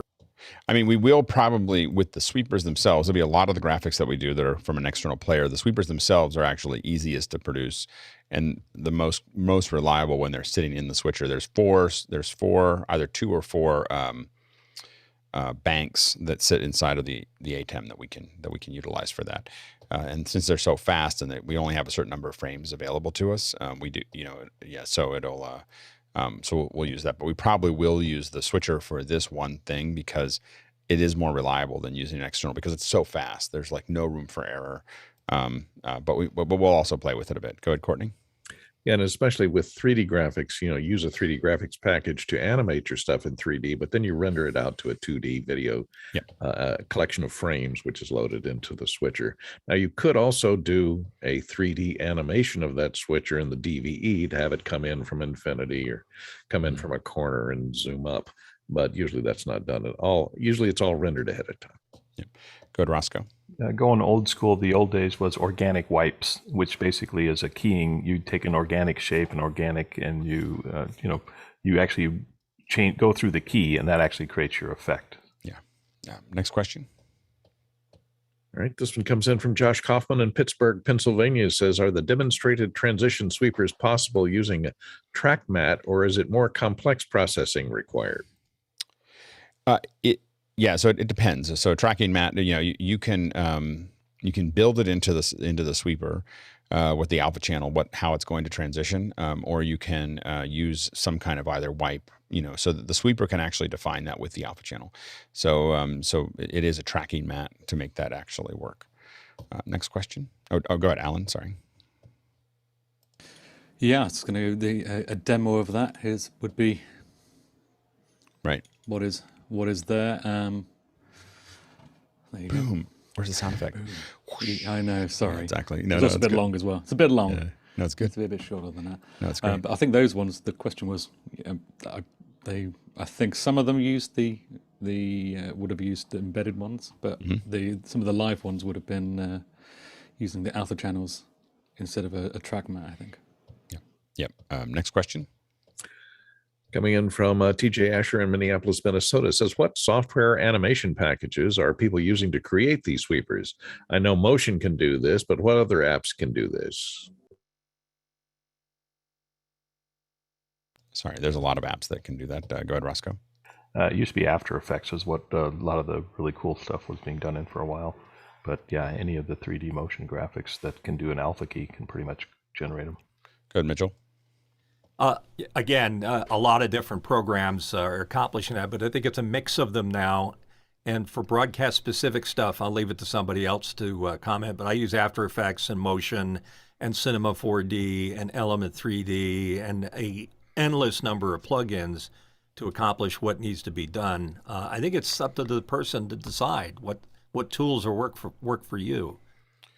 Back in the old days, they used to use what's called a Quantel.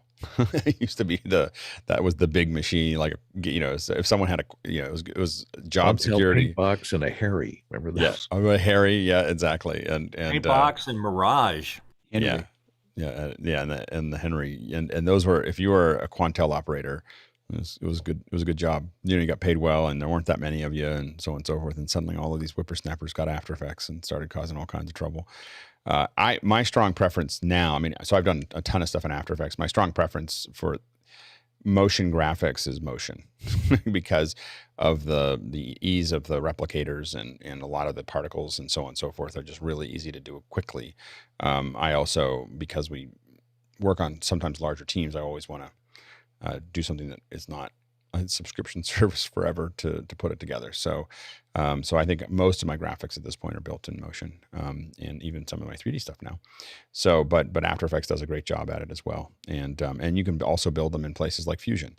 So Fusion inside of Resolve can definitely has a lot of great transition tools as well. Next question. Coming in from Belfast, Northern Ireland, Graham Cardwell wants to know, how long should a sweeper last? And is there a thought process as to what directions of travel work best? Go ahead, Sky. Absolutely. Need to understand this is a transitional element. You're going from one thing to another. So how long is a piece of string? Well, as long as it needs to be. Now we're dealing in frames here, not seconds, because we want the story to move forward unless you don't want it to. Now, as far as the direction from bottom to top, left to right, those are aesthetic questions, and it will probably depend upon the images that are going away from and coming into. So it's stylistically an emotional transition. So I would say 6 frames. And to Alex's point earlier, we will perceive things in frames. So a frame is one. What is it? You've got 24 frames in a second in a film element. So think you can perceive something in under 24th of a second. It's pretty amazing. Go ahead, Mitchell. Yeah, like you, Sky, just said, and Andy said earlier, Alex, said earlier, these need to be as fast as they can be to leave a subliminal impression. So a transition can be as short as 2 or 3 frames because, as Sky was saying, your perception of it mapping off the screen on the screen can happen so quickly. So 6 would be about as short as you'd want to be, and maybe 2 seconds, maybe 1 second, depending on what the application is. Sorry, most of the ones that I build are between 15 and 30 frames. That's kind of the range that I live in most of the time. So if I have a lot to show, if I want to do something really special, it might be a little longer than 30. If I'm really doing a fast transition, it might be a little less than 15, but 15 to 30 is where I kind of build the base somewhere between there, and then I shorten it based on how we're trying to feel it. As far as travel goes, I find that in the West, at least, it is almost always right to left and top to bottom. Like, in some version of that. If you look at all the sweepers we just showed, I think they're all that way. And we see that now that also has to do with the direction that we read, the direction that we, so there's things that we do from culturally, but most of the stuff that we see or that I see is top to bottom and right to left. Next question. Okay, this one comes in from Douglas Carmichael. Says, what sort of hardware would the sweeper graphics be played out from? Would it be a hyperdeck or a similar device, and the switcher just sends a trigger to play it? Go ahead, Courtney. Yeah, it's a little more complicated than that. You could use a hyperdeck, but the problem is the timing is critical, because you got to start playing as soon as you hit that button to start the sweeper, and it has to switch between backgrounds in the middle once the frame is totally obscured. So it has to have frame tight control on switching, and that has to trigger the switcher. So I'm not sure how you do that with a hyperdeck. You could do it maybe with Isadora. I don't know, Alex, maybe you could tell me how you guys are planning on doing it. Yeah. I mean, go ahead, Roscoe, and then I'll jump. The ATEM Mini Extreme has a sting button, so you load it up and away you go. So it's just something that's usually held in memory or locally, or you can grab something externally. But and the thing I think that we don't have, I guess there is a, I guess in the Extreme, I didn't even notice this. There's actually a, I didn't think you could that it was able to have a clip length. Oh, it doesn't. Yeah, it doesn't have a clip length. Yeah, so you on the larger switchers you can load them into the switcher. We use the external ones. We've used everything from a HyperDeck to QLab. QLab has actually worked pretty well for us to make that work as well, as far as the playout goes. Go ahead, Alan. If you fancy trying something in software instead of hardware, either vMix or OBS, all those bits of software, you can load up and give it a try. And they've all got pretty extensive and advanced settings and systems you can use. Absolutely. Memo Live, OBS, vMix are all going to have any of the software switchers, TriCaster, those are all built into it. So there's not a how do we play it back. It's just you just load it up and run it, as far as that goes. Next question. Kind of relates to what we were just talking about from TJ Asher. He says, how is the sweeper triggered so the transition happens at the exact frame needed? Does that happen automatically in the hardware software or when the TD calls for a cut to the next shot or replay? Typically, it's the alpha channel within it. So there's an alpha channel before and after, and you have to decide what. And it depends on the switcher. It can either be completely driven by the alpha channel, that it's going to be this one and then that one, but you do have to decide when you're switching over. When is the alpha channel exposing the foreground and when is it exposing the background? And so that it doesn't mean that it has to switch on that completely on that frame, but it changes how the alpha channel is being operated, or what it's actually affecting as it goes through. Next question. Coming in from Douglas Carmichael, he says, I've been producing electronic music for around 7 years. I can supply a link of my tracks if one wishes. How does one enter the market for sound effects design and production? By doing it. You need to have a little website of doing that stuff and putting it together. Again, I don't know how to do it officially. Everything that I've done in the past has been how can I help and try to add stuff to somebody else's work. First, reproduce stuff that you see and really understand it. You got to understand those mechanics of how it's working. Get good at it yourself, and then make it available to other folks and try to get feedback from them and build it up. It all takes time, but I don't know a faster way to do it effectively. Go ahead, Roscoe. I would head off into the spatial audio sound effects because there's so much free stuff out there already. If I need a sound effect, and I know there's copyright on sound effects, no one is, as far as I know, really ever tracked down. It has to be a very specific sound effect that everyone already knows before you're getting any kind of copyright violation. So I would head for a specialty and see if you can make it a market there. Yeah, I do think that there's going to be a growing interest in a lot of spatial stuff as we move forward. So I try to get into something new. Go ahead, Courtney. And if you wanted to market this and make money off of it, that's kind of difficult because people can steal it very easily. But I would create a whole collection and market the collection so that people can just license your collection and use it at will. And hopefully not too many people will steal it. Well, and what you really want to get into what you're trying to do is not so much sell a collection. I mean, I agree that it's really hard to protect it, but really look at a way to get into custom development. So, a lot of folks put out, like you find foundries, a lot of foundries that create fonts put out a lot of free fonts. Why do they do that? Because the people then hire them to design their fonts, for them. That's their calling card, is putting out free fonts. So they design lots of free fonts or inexpensive fonts, and then people come and have them build custom ones for them. So that's one way to kind of look at it. Go ahead, Sky. I think accessibility. If you can provide something that I need immediately and it's easy to grab, you'll sell a bunch of it. But I think the Wilhelm scream is probably taken because you'll find it in just about every sound package, and once you hear it, you'll recognize it in a lot of films. Yeah, exactly. Ben Burt, the editor for Star Wars, one time put together a whole Wilhelm scream compilation. Just lots and lots of Wilhelm screams all through the. I think he called it. I think it was Wilhelm screams through the ages, or Wilhelm through the ages. Anyway, next question. Or James Brown has been on a lot of the when fires explode. You can hear James Brown in a lot of movies. Right, absolutely. Next question. Next question. Can I get an Alex 4D from London? Says, can folks from outside the U.S. talk about sweeper conventions and events and TV in their regions? Go ahead, Hasmukh. Yeah, I think the second hours literally opened my eyes, because I most certainly did not observe our national broadcaster and the paid for channels of how they manage that. Mostly my impression, and this is anecdotal, and Alex, I'll observe now and come back to you, but it's mostly cutting from one session to another rather than a sweep. So I'll report back to you, Alex. Yeah. But most certainly my impression is they do a lot of cutting.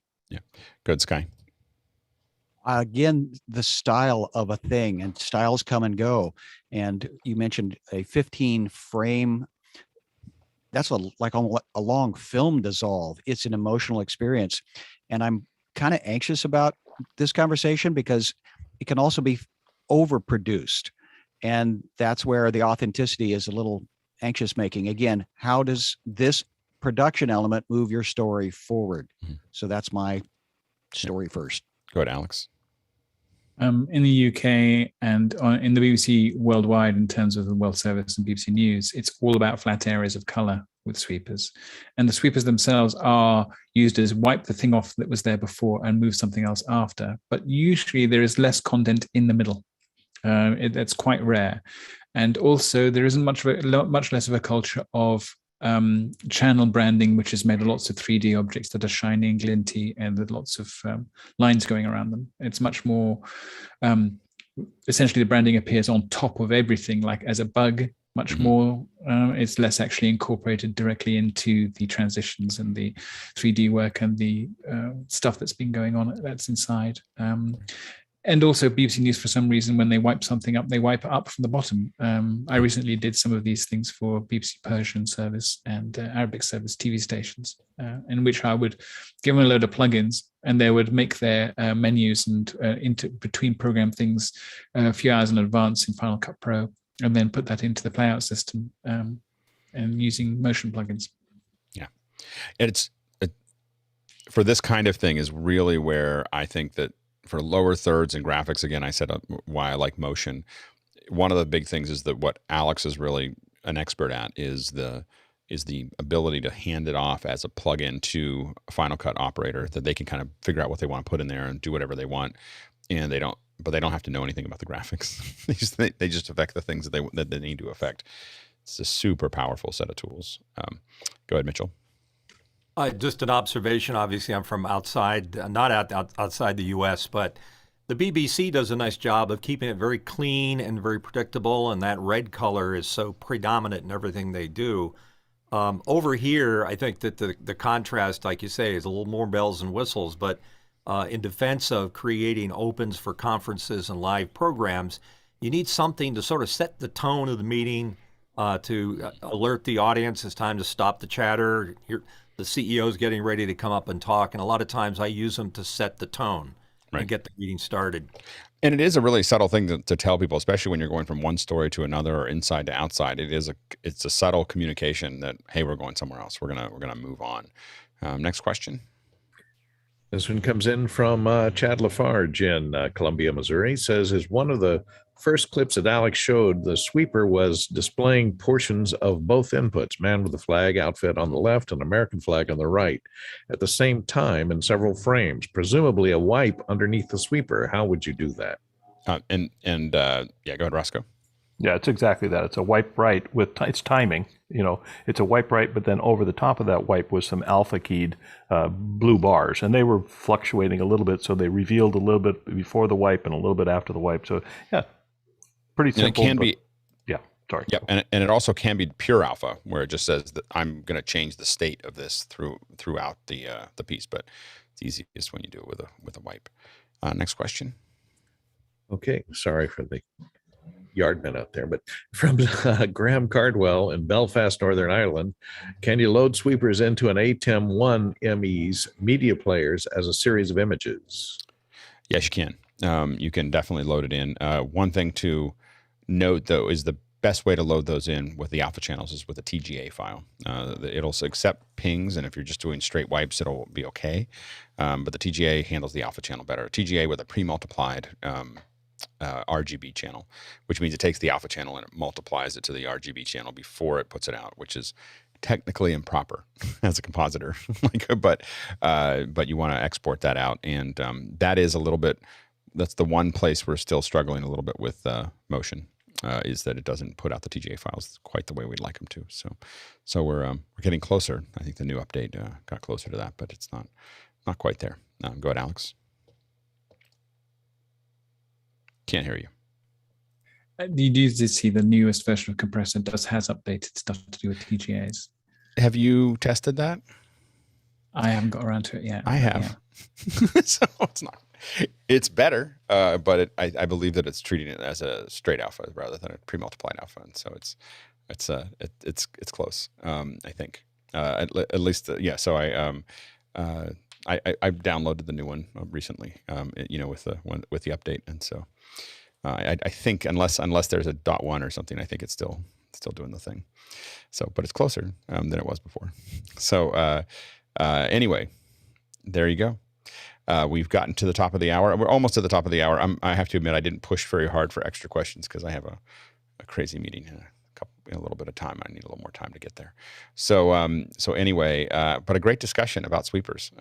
I know that a lot of us don't think about those. I think that they're an interesting thing to kind of talk through, is that they're this little thing that's just kind of in the fabric of what you watch, but they do make a difference, and they are a nice transition point and a nice piece there. And so I thought it'd be worth doing. And we are going to have some sweepers. We're going to have some fun with them. We really want to make sure that our show over time becomes very full featured, in what it does and how it works. And I think that part of that is what I would call speaking into other people's listening. People who watch broadcast are used to that, and so they see Zoom and they have a certain box for that. We want to get into the box that says we can do a lot more too, and we're already seeing things. So we posted that link. We're going to leave that one up, so that unlisted link is there. You can take a look at what our first our first attempt at Office Hours 2.0 looked like today. That was version 1, and as I said, a little messy, but much better than I expected. And so there's it's incredible work that Andy and Jonathan and Mitchell and Aaron are doing right now, and JJ, and there's a lot of people working on it. so it's a lot of people pulling those things together, and the 3D logo was built by Chris Fritchie, and there's a lot of bits and pieces there. So yeah, so there's some pretty cool things if you go back and look at. I know the panelists were up here, we couldn't see it, but if you go back and look at that stream, the fact that we're adding, when I add somebody else to answer the question, you'll notice the super source just changes with it. Like, oh yeah, we'll add another person in, and we're working on some really interesting, and it's complex, to get that all working. And again, that's the very first version of what we're doing here. And tomorrow we'll look at it in more detail and talk about, ideas and brainstorm and everything else. Go ahead, Alex, and then Hasmukh. No, I'll save that till tomorrow when we talk about that. Yeah, absolutely. Hasmukh. So have we recorded that stream, Alex? Yeah, it's on YouTube. It's on YouTube. Yeah, awesome. So the link is on there, and so you can go through it, and we'll save it for posterity. Because that's the first. That'll be version 1, the half built barn that we haven't. But I mean the work, the mechanics going on in the back end is stunning. Like the stuff that Andy and Jonathan are doing is just stunning. Remember the cuts that are going on between full and wide and everything else, that's all being done in Universe. So Jonathan, we'll show this a little bit tomorrow. Jonathan has a touch screen or a touch interface that he can cut between those things. So it's not running, the ATEM's being run by an external application, not by that. And then it's making all those decisions. So, how all stuff's working. So we'll talk about that more tomorrow, but it's pretty interesting. Go ahead, Sky. I just like that you started us out at a slow pace, at a good pace, at a walkable pace, and that we're getting stronger and stronger, and that we're talking about stingers now is really the icing, and it's way out there and can be overdone and distracting, but that we have good audio, good video, and now that we've got these graphics, most important part, good like people that's from day one. But that's community is king. You're absolutely right. Thank you, sir. And one of I very, very carefully did not want to do this earlier than what we're doing now, because I wanted to make sure that it was about the people and it was about the conversation and it was about those things, and we didn't start getting caught up in that. And so we'll know what it is, and we'll push it. Eventually we'll push it too far, and we'll go, oh, we put too much shine on it, and we'll pull it back a little bit. But we're going to keep edging towards it first. Go ahead, Courtney. And is there going to be a remote BTS feed that is synchronized to the? Eventually, yeah. Yeah. So the next step, the first step is turning this engine on. And again, as I said, starting November, I have more time to work on some of this. So the first step is getting this working, and Andy and Jonathan and JJ and Mitchell and everybody else that's putting, Aaron and Chris Fritchie and everyone else that's putting time into it. We'll be slowly turning that system up. The next thing you're going to see next week is we had put out a call for who wants to volunteer. We're going to start following up with people. We're going to start building teams that are available for folks to get involved. And that's everything from researching topics to, figuring out running the switch, to producing graphics, to, there's lots of different things that are going to be available to people. It's that, if they want to learn, and our goal is to make something that people might hope is that some people are like, oh, I'll spend a week doing this, and I'll spend a week doing that, and I'll spend a week doing something else, and they'll slowly learn how this whole system works. And we'll get a bunch of people figuring it all out while we're working on it, and having it. And we'll also produce an incredible show. Like, as this grows, if we've got 30 or 40 people each day volunteering for that day, to do different parts of this and have the little graphics and have the bits and pieces and have all the other things that are happening, it's going to look like a great show, that no one's seen before. Now, the thing that's really interesting about that is that now we have a bunch of people that know how to run it. Then we'll for very slowly roll out the ability for people to use the system, not in office hours. Like, oh, I have an event, I'd like to do that, and I can hire a bunch of people that already know how to use it because they learned how to use it, because they'll be the only ones in the world. The people working on this will be the only ones in the world that know how the system works. So anyway, but there'll be comms.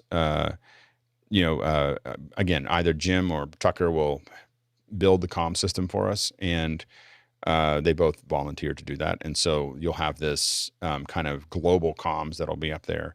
And then by the end of November, our goal is that you'll start to have the behind the scenes. And so you'll get to watch, and you'll listen to the comms, see the multi-view, see the bits and pieces coming together, hearing all of it. Because that's from a training perspective, that's what we want to do, is we want to have you watch it, and hear everything. And then when you say, oh, I want to help, it's not like you just came in and said, what is it? How does that work? You should have a pretty good sense of how it works. When you actually volunteer. The first volunteers will be the most adventurous, because not only will they not know how it works, we won't know how it works. Like nobody will know how it works, and, but the goal is within, 3 to 6 months, you're watching it for a little while, and then you're doing it for a little while. And then, and again, I don't know what I should say about that, but anyway, there could be a lot of opportunities to run a system like this as it gets bigger, not just in our group. So you just really want to, there's a lot of, I think that we're cutting a new ground that I think that there'll be a strong demand for, as we go forward. Mitchell? What's very interesting is it's not just the final product that's going to be delivered. And by the way, the job's never done. It's always going to be work. We just abandon it at some point. But I have to say, as a relatively newcomer to office hours, I haven't bumped into, and I have a big head, I haven't bumped into people with egos or, demanding turf or control everything. This thing is growing organically, and that in itself is a major, accomplishment. Yeah, so it's an incredible group. Sky? I will say, now that I am bumping into other people outside of office hours universe, there is an expectation now of equality and a nomenclature and a lexicon and all of those things that happen when people do a thing together. Yeah. That it's like, oh, you don't know that thing. Hey, you should join office hours and learn the language. Yeah. But I think, Mitchell, your comment about I think the economy of this is that we're all investing equally, and once again other transactional elements get into it, it always confuses things. So I'm glad that 578 days today we're learning to do a thing together. You good, Stuart?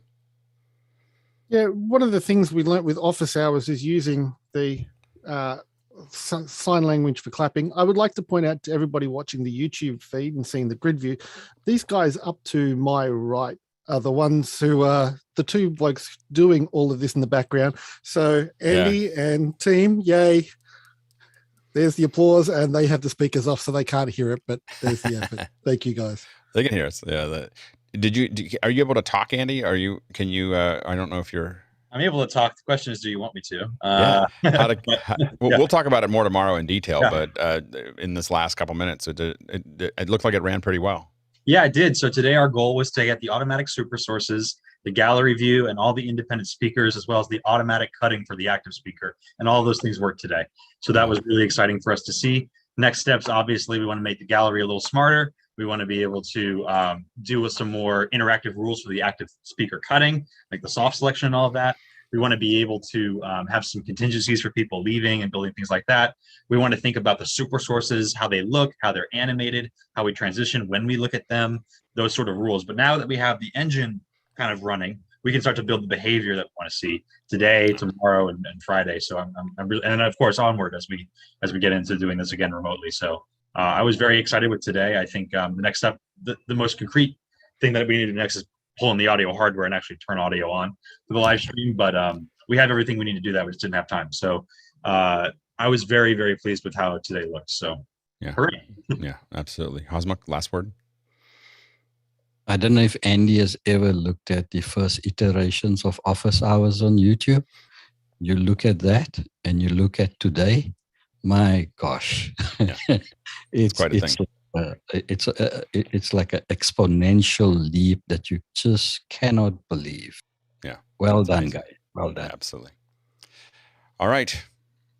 Thanks. Great work for the producers. Great work for the panelists. Of course, all of this is because of the participation that everyone brings to the show. So thank you very much for your participation and the contribution you make to it. And we'll now jump into After Hours, and we'll talk about this for an hour tomorrow. All right. See you then.